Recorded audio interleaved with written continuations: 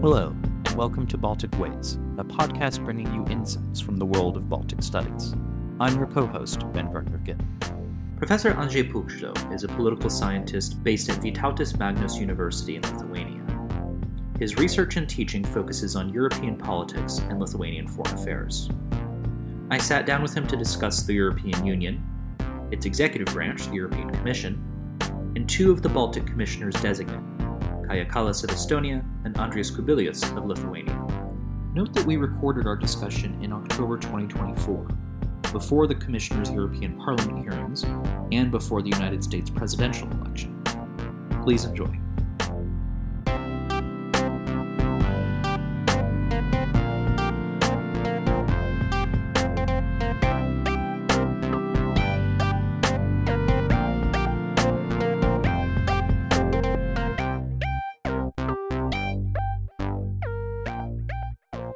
Professor Pukšto, thank you so much for joining Baltic Ways. It's a big privilege for me also to speak through your channel.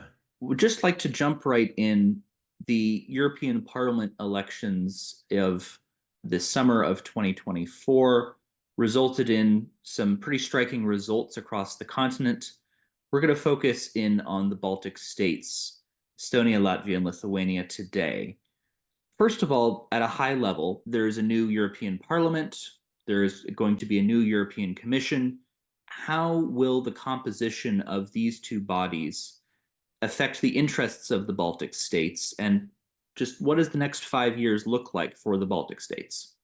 At first, I would like to emphasize that all three Baltic countries are still very Euro-enthusiastic.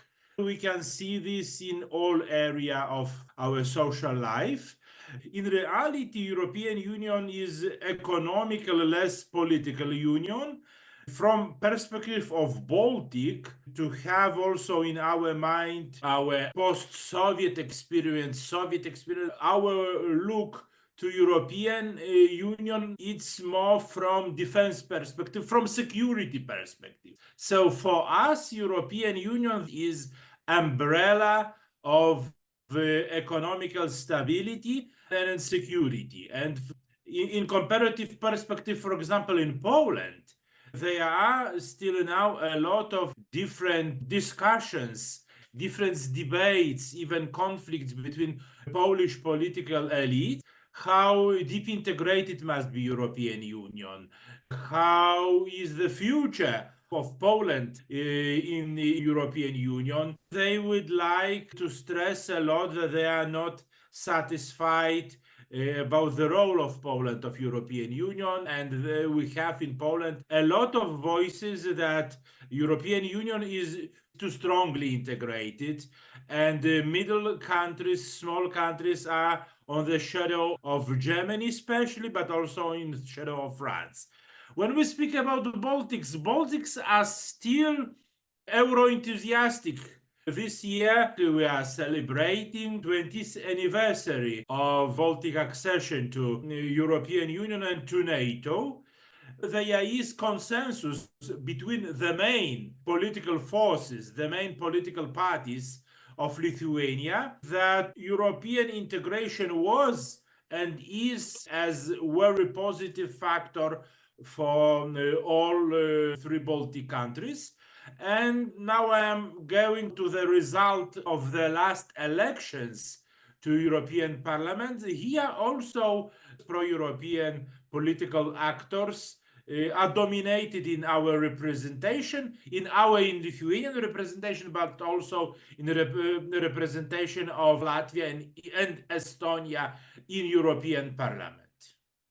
Yes, absolutely. And one of the big trends across the continent was the rise of Eurosceptic parties and representatives, and that wasn't really replicated in the Baltic countries, as you said. Now, to go to the theme of three Baltic countries seeing the EU as a security apparatus, right? Not just NATO, but also the EU is this defense and security body in a way that it was never intended to be initially, but it's taking on more responsibilities. That's reflected in the portfolio of the Lithuanian commissioner, Andrius Kubilius, who will be taking on defense and space. And also, Kaja Kallas, former prime minister of Estonia, will be the high representative for external affairs. That's the most senior role at the European level ever for a Baltic politician. Could you speak a little bit about what those two positions particularly signify? It seems like the decision makers in Brussels, so to speak, are recognizing the value of these Baltic voices at the table. What does it mean to have, in particular, Kallas and Kubilius in these roles? Of course, the biggest reason is, of course, connected with new geopolitical, new security situation in Europe. It was idea of Ursula von der Leyen to turn European Union discourse and area of EU politics more to the Baltic, to East Central Europe. When we speak about the role of different countries in European Union, the center of decision making and the center of main events in Europe moved from south and from center of Europe more to East Central Europe. And this is of course, the result of Russian aggression and brutal Russian war in Ukraine. Another reason, I think that Ursula von der Leyen also had good contacts with Baltic's central right political parties and political leaders. So, two reasons. One, global European reason, and another reason, I think it's connected to political dependency. So, Lithuanian, Latvian, also Estonian politicians, they were, during the last Ursula von der Leyen cadency, they were very close with Ursula von der Leyen. And the Baltics here was good partners. On one hand, we need to say truth, it's small countries and with small influence. But on another hand, it's also privileged to have such good partners when you are speaking and on the same level, when you are understand each other from the first worlds. So this is one thing. The third reason, Kaja Kallas became a really popular politician in European Union institutions. So now if I can jump to Andrius Kubilius, usually I am explaining for my students during the European politics course, I am explaining that there are two levels of European Commission commissars. So of course, Kaja Kallas is on the first line, so it means that she is even playing the role of vice president of European Commission. Of course, the level of Kubilius and Dombrovskis is the second line, not the first line. Kubilius is also quite famous because, of course, on one hand, he is a representative of small country, and it's not necessary that everybody from France, Italy, or Spain must know Baltic politicians. But in any case, we are joking that Kubilius is old wolf of European politics and of national politics, as he had worked during the last two cadences as the member of European Parliament. Before, he also was the leader of Lithuanian Conservative Party and the prime minister also. For him, this post, of course, is important, and he is satisfied, and Lithuania is satisfied about this post, because this post is also connecting with security and with foreign affairs. This is his commissioner of defense and space. But we don't have to forget that this is absolutely fresh area for European Union. So we need to say very, very directly, very clear that in this moment, European Union don't have European army military forces and don't have even any background of defense policy. So Kubilius is starting from empty, from white page, if I can say. So this is really not easy task for him. And of course, still now, it's not very clear how this coordination of defense of European country will be go in future. If it's go deeper and deeper, or how quick, or maybe it will be really slowly and very hard coordinated process. Right, absolutely. And it's interesting, it's exciting to see that Kubilius has this post, but there is this big question mark, right? Yes, absolutely. Because even I can say, in general, the activities, the job in general of European Commission, it's depending a lot of national governments, so of national leaders. So this situation in European countries is changing. As the last example, please have in your mind the results of parliament elections in Austria when ultra-right forces came. The Austrian ultra-rights, they are quite pro-Russian, and of course they are not in rush to create common European defense policy. So as example only. So this is in general the job and functioning of European Commission. I can say it's really high math. Yeah, it's different than a national government in so many ways, and there's a great deal of difference between what some commissioners will be able to do and the competencies, as the EU puts it, that they'll have for those who have those roles which are more traditional to the European community and then the European Union. So, the common market, there's a lot more things that they can do. But for someone occupying a new portfolio like Kubilius, he's going to have to figure it out a little bit. Do you think that Kubilius will be able to enact real change over the next 5 years? What's your prognosis? What do you think is going to happen? I think it will be not easy for him in any case.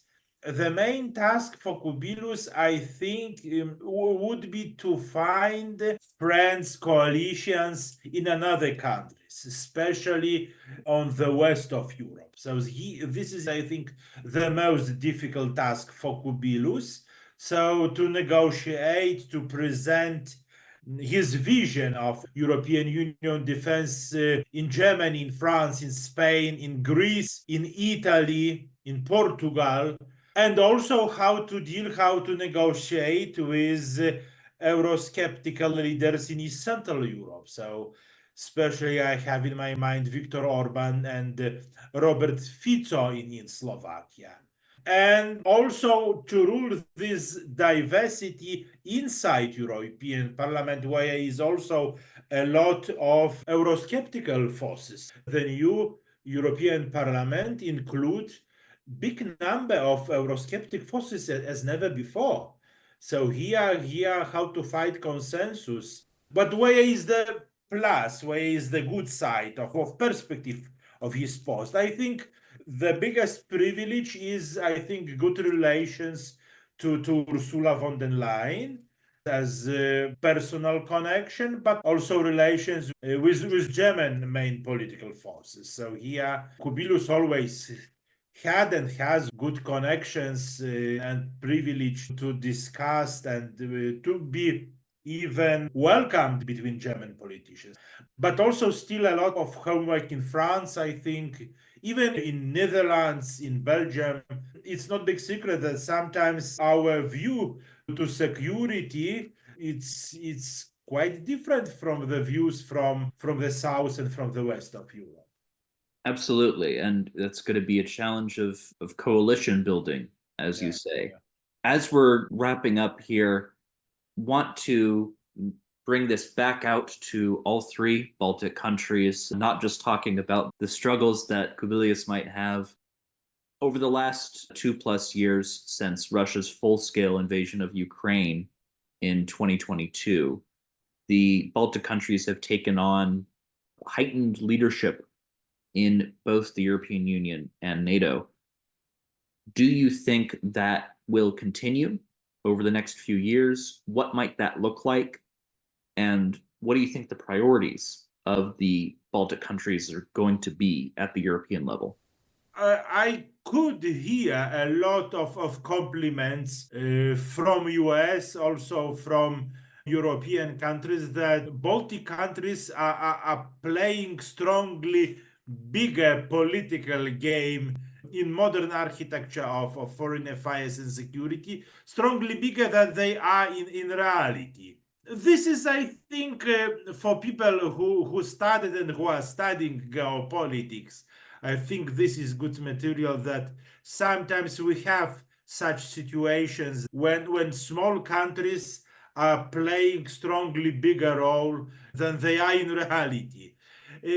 As I spoke at the beginning of our talk, that the center of decision-making process in European countries, even of political and economical processes, moved during the last 2 years, moved from the south more to the north, moved from the west more to the east.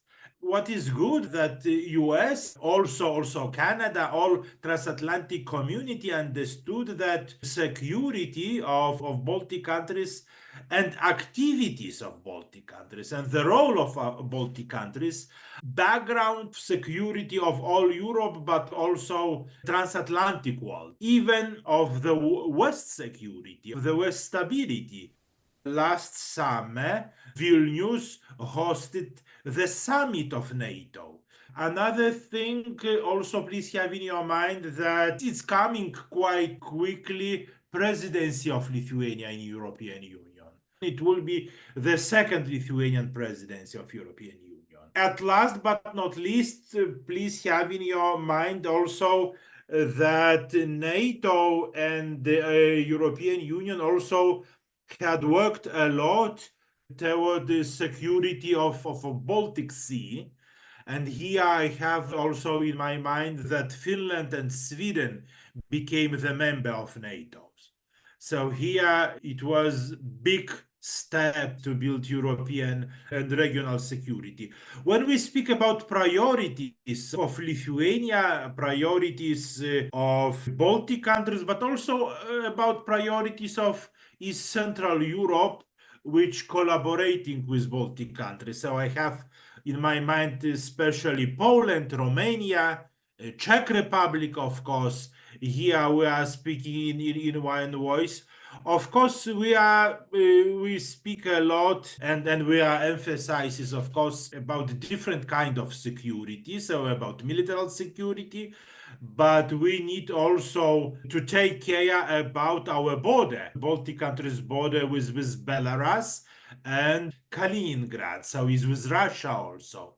How to suspend illegal migration in these places. So this is also a challenge for us. Energetical security, at least we are separated from Russian gas and oil, but still energetical security, I think it's actual for all European Union, but especially is actual for us. Maybe I will also would like to add that Baltic countries always was and is similar as Poland, as Czech Republic, as Romania is quite pro-American. So maybe we are too romantic, but we are staying on the same position that who, in any case, who will be elected the president of USA, we would like to save our pro-Americanism because we see also that the role of US in security, in European security and stability is really big. Yeah, absolutely. Professor Pukšto, thank you so much for joining Baltic Ways. Really appreciate it. We'll pay attention over the next 5 years, see what happens at the EU level. Of course. Thank you so much. Thank you for tuning in to Baltic Ways, a podcast from the Association for the Advancement of Baltic Studies, produced in partnership with the Baltic Initiative at the Foreign Policy Research Institute. A note that the views and opinions expressed in this podcast are those of the authors and do not necessarily reflect the official policy or position of AABS or FPRI. I'm your host, Andrius. Subscribe to our newsletters at aabs-balticstudies.org and fpri.org/Baltic-initiative. for more from the world of Baltic studies. Thanks for listening, and see you next time.